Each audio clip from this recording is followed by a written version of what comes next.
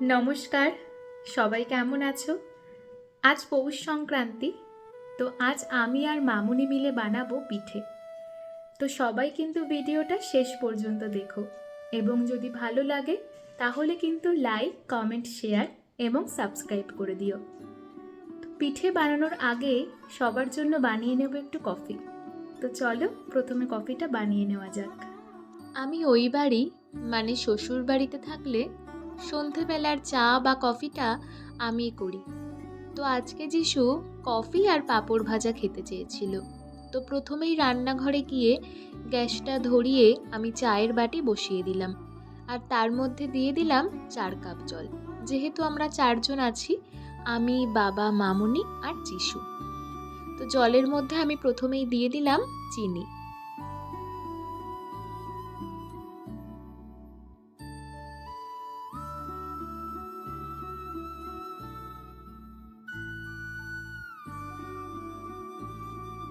চিনি দেওয়ার বেশ কিছুক্ষণ পরেই কিন্তু চায়ের জলটা ফুটে উঠেছে, আর এখন আমি দুধটা গুলে নেব। আমি না লিকুইড দুধ ছাড়া একদম কফি বানাতে পারি না। আর আজকে ঘরে দেখলাম লিকুইড দুধ নেই, এই গুঁড়ো দুধের প্যাকেটটাই পড়েছিল। তো ভাবলাম যিশু যখন কফি খেতে চেয়েছে, তখন এই গুঁড়ো দুধটা দিয়ে একদিন বানিয়ে দেখি কেমন লাগে খেতে। তো আমি এখন এই দুধটা চায়ের জলের মধ্যে মিশিয়ে নিচ্ছি। আর যতক্ষণে চায়ের জলটা ফুটে ওঠে, আমি পাশের ওভেনে কড়াইতে তেল দিয়ে পাঁপড়গুলো ভেজে নিচ্ছিলাম।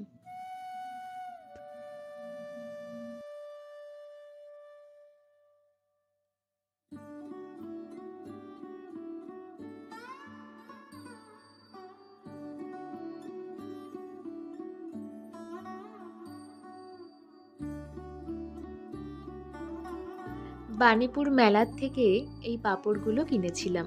আমার শ্বশুরবাড়িরই পাড়ার একজন পরিচিত সেই পাঁপড়গুলো বিক্রি করে। পাঁপড়গুলো কিন্তু খেতে বেশ ভালো। প্রথম যে পাঁপড়টা ভাজলাম সেটা ছিল হচ্ছে চিপসের মতন, আর এটা হচ্ছে পাস্তা পাঁপড়। পাঁপড় ভাজতে ভাজতে দেখলাম চায়ের দুধটা ফুটে উঠে কিন্তু বেশ ঘন হয়ে গেছে। এবার এই চায়ের দুধের মধ্যে মিশিয়ে দিচ্ছিলাম একটু কফি, আর তারপর চামচ দিয়ে ভালো করে কফি পাউডারের সাথে দুধটা মিশিয়ে দিলাম।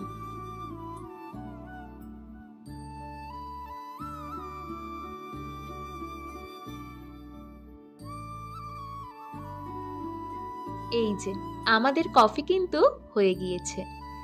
এবার আমি কফিটা 4টে কাপের মধ্যে সার্ভ করে দিচ্ছিলাম। বাবা আর মামুনিকে কফি আর পাঁপড় ভাজা দিয়ে তারপর আমার আর যিশুর কফি আর পাঁপড় ভাজাটা নিয়ে চলে আসলাম আমাদের ঘরে। আর তারপর আমি কফি খেয়ে নিচ্ছিলাম। কফিটা কিন্তু আমি বেশ ভালোই বানিয়েছিলাম। আর তারপর কফি খেয়ে চলে আসলাম আবার রান্নাঘরে, আর দেখলাম বাবা পিঠে বানানোর জন্য সমস্ত কিছু এনে রেখেছে। চালের গুঁড়ো, পাটালি, ময়দা, সুজি, লিকুইড দুধের প্যাকেট, আমুল দুধের প্যাকেট আর নারকেল। আমি পিঠে খুব একটা ভালো বানাতে পারি না, তবে ছোটবেলায় মাকে দেখেছিলাম, তো সেখান থেকেই একটু শিখেছিলাম। তবে এই নারকেল কোড়া আর এই পাটালিটা কিন্তু আমি একদমই ভাঙতে পারি না। তাই মামুনি আমাকে নারকেল কুড়িয়ে দিচ্ছিল, আর যিশু কিন্তু আমাকে পাটালি ভেঙে দিচ্ছিল। ছোটবেলায় পৌষ সংক্রান্তির দিনে মা ঠিক এরকম সময় সন্ধেবেলায় বসে বসে উনুনে পিঠে বানাতো। এখন তো আর উনুন খুব একটা দেখাই যায় না। তবে যাই হোক, আমি ভাবলাম আমি যা পিঠে বানাতে পারি আমি সেটুকুই বানাবো আজকে। আর আমি আজকে বানাচ্ছিলাম পাটিসাপটা আর মালপোয়া। আর পাটিসাপটার জন্য আমি সুজিটা জলের মধ্যে ভালো করে ভিজিয়ে নিচ্ছিলাম, আর তারপর মামুনি আমাকে পাটালিগুলো একদম মিহি করে গুঁড়ো করে দিচ্ছিল। তারপর পাটালিগুলো নিয়ে মামুনি ভালো করে যেই জলের মধ্যে আমি সুজিটা মিশিয়ে রেখেছিলাম সেই সুজির মধ্যে কিন্তু ভালো করে পাটালিটাকে মিশিয়ে রাখছিল। ছোটবেলায় মাকেও দেখতাম পাটিসাপটা পিঠে নারকেলের পুর দিয়ে বানাতে, আর মামুনিও কিন্তু নারকেলের পুর দিয়েই পাটিসাপটা পিঠে বানায়। তাই আমিও কিন্তু নারকেলের পুর দিয়েই বানাচ্ছিলাম। তাই আমি প্রথমে একটা বাটির মধ্যে নিয়ে নিলাম নারকেল কোড়া, আর তারপর আমি তার মধ্যে দিয়ে দিচ্ছিলাম মিহি করে রাখা পাটালিগুলো।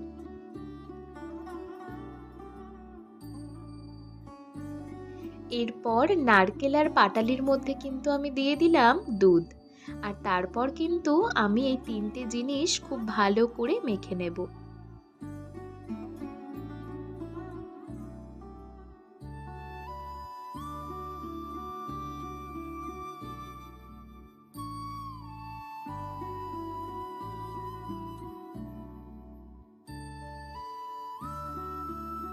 নারকেল কোড়া, পাটালি আর লিকুইড দুধ দিয়ে খুব ভালো করে মিশিয়ে নেওয়ার পর কিন্তু আমি এর মধ্যে দিয়ে দিচ্ছিলাম গুঁড়ো দুধ।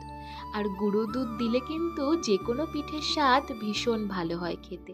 আর তারপর কিন্তু আমি আবার ভালো করে সব কিছু একসঙ্গে মিশিয়ে নিলাম। আর তারপর আমি এর মধ্যে দিয়ে দিলাম কয়েকটা এলাচের দানা। যিশু সন্ধেবেলায় আবার সবার জন্য এনেছিল সিঙাড়া, তাই পিঠে করার ফাঁকে কিন্তু আমরা সবাই একটু সিঙাড়া আর মুড়ি খেয়ে নিচ্ছিলাম। সিঙাড়া আর মুড়ি খেয়ে তারপর আবার চলে আসলাম রান্নাঘরে। আর তারপর কড়াই বসিয়ে দিয়ে তার মধ্যে দিয়ে দিলাম সেই যে নারকেল কোড়া, পাটালি আর দুধ একসঙ্গে মিশিয়ে রেখেছিলাম সেই পুরটা। আর এবার আমি এটাকে ভালো করে জাল দেব যতক্ষণ না এই জলটা শুকিয়ে না যায়। আর এর পাশাপাশি পাটিসাপটা পিঠে করার জন্য ব্যাটারটাও তৈরি করে নেব। সুজি আর পাটালি যে মিশিয়ে রেখেছিলাম তার মধ্যেই দিয়ে দিলাম ১ বাটি চালের গুঁড়ো আর হাফ বাটি ময়দা। এবার আমি এটাকে খুব ভালো করে মিশিয়ে নেব।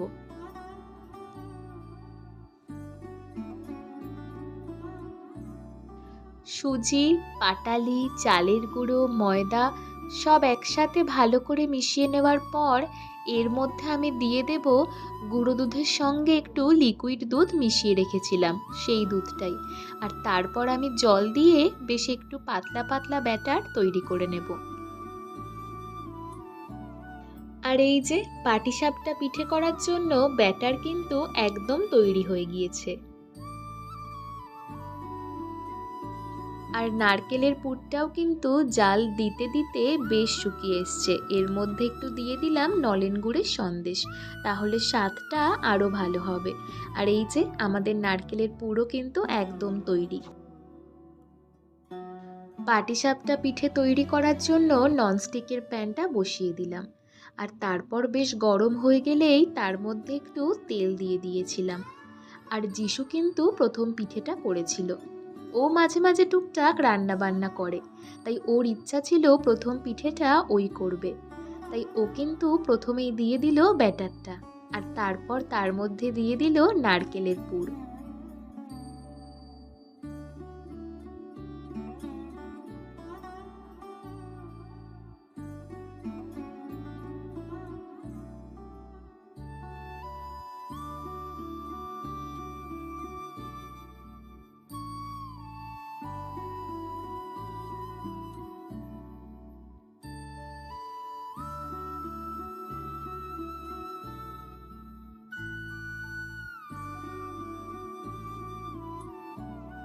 আর তারপর এই যে দেখো যিশু কত সুন্দর পাটিসাপটা পিঠে বানিয়েছিল।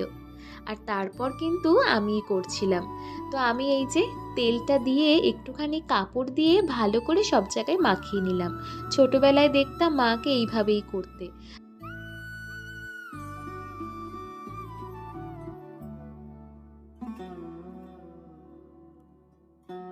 তেলটা ভালো করে মাখিয়ে নেওয়ার পর তারপর কিন্তু আমি দিয়ে দিলাম পাটিসাপটা পিঠে করার জন্য ব্যাটার। আর তারপর ব্যাটারটা বেশ ভালো করে ভাজা ভাজা হলে তার মধ্যে আমি দিয়ে দিলাম নারকেলের পুরটা। আর তারপর আমি আস্তে আস্তে রুটির মতন গোল গোল করে কিন্তু রেডি করে ফেললাম পাটিসাপটা পিঠে। আমি প্রথমবার করেছিলাম, বিশ্বাস করো বেশ ভালো লাগছিল।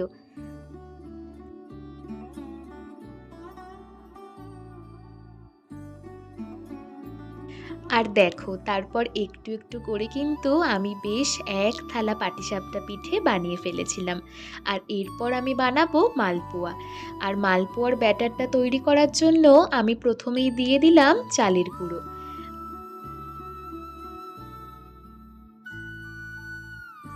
চালের গুঁড়ো দেওয়ার পর আমি তার মধ্যে দিয়ে দিলাম 1 প্যাকেট সুজি, আর তারপর আমি দিয়ে দিলাম হাফ বাটি মতন ময়দা, আর তারপর কিন্তু আমি তার মধ্যে দিয়ে দিলাম 1 প্যাকেট লিকুইড দুধ।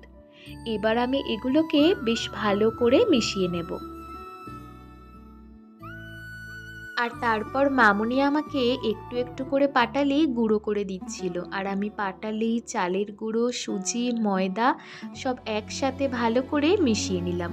আর তারপর আমি এর মধ্যে দিয়ে দিলাম কিছুটা মৌরি, তাহলে কিন্তু বেশ সুন্দর লাগে খেতে।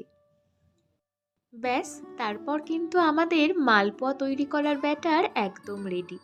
আর তারপর কড়াইতে তেল দিয়ে তেলটা বেশ গরম হলে আমি তার মধ্যে মালপোয়া করার জন্য ব্যাটার দিয়ে দিলাম। আর দেখো, মালপোয়া কিন্তু বেশ ভালোভাবে ফুলে উঠেছিল।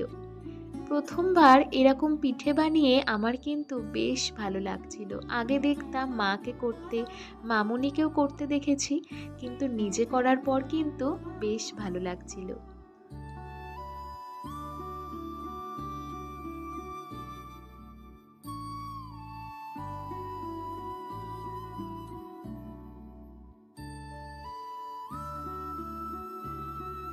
তারপর আমি এক এক করে বেশ অনেকগুলো মালপোয়া তৈরি করে ফেলেছিলাম।